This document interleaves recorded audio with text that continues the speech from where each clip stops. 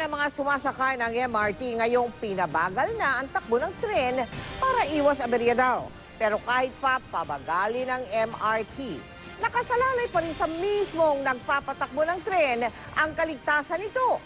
Kaya muling sasailalim sa training ang mga operator. Nakatutok si Steve Dailisan.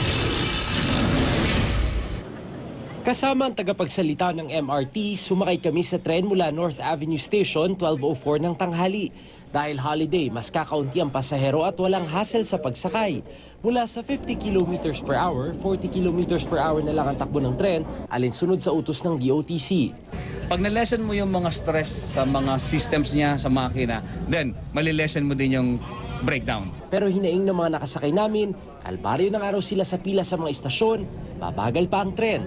Makalipas sa mahigit 30 minuto, dumating kami sa Taft Station. Agad din naman bumalik ang tren pa North Avenue at 1:10 ng hapon kami nakabalik. Sa kabuuan, 1 oras at 6 na minuto ang round trip na biyahe. Mabilis pa kung tutuusin sa kadalasang 1 hour 15 minutes sa regular na araw kung walang aberya. Yung travel time, ina-anticipate namin is mga 7 minutes, yung dagdag.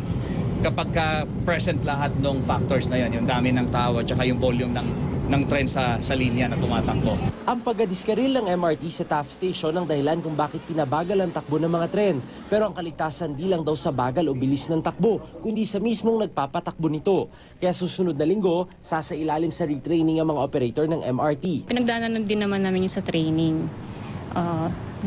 Calling procedure lang din talaga yung medyo mahirap. Kung tutuusin, in demand ang trabaho nila sa ibang bansa. Sa LRT Line 1 halimbawa, aabot na sa mahigit 50 LRT train operator ang napirata sa Singapore. Bukod sa karanasan, bentahe rin daw kakayanan ng mga train operator ng LRT, lalo't marami sa kanila kayang magpatakbo ng first, second at third generation ng mga tren.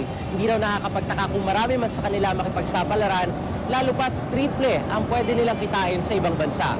Kung meron, gagrab namin yung chance. Siyempre, mas malaki yung sweldo abroad. Dito, hindi siya ganun kaano. Pero kung, lalo na sa may mga family.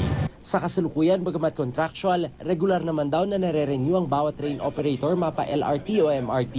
Pumapalo ng mga 20 plus, I'm not really sure, pero mataas, hindi siya mababa. May mga leave benefits, may mga bonuses.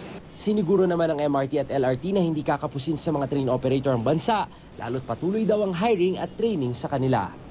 Steve Dailisa, Nakatutok, 24 Oras.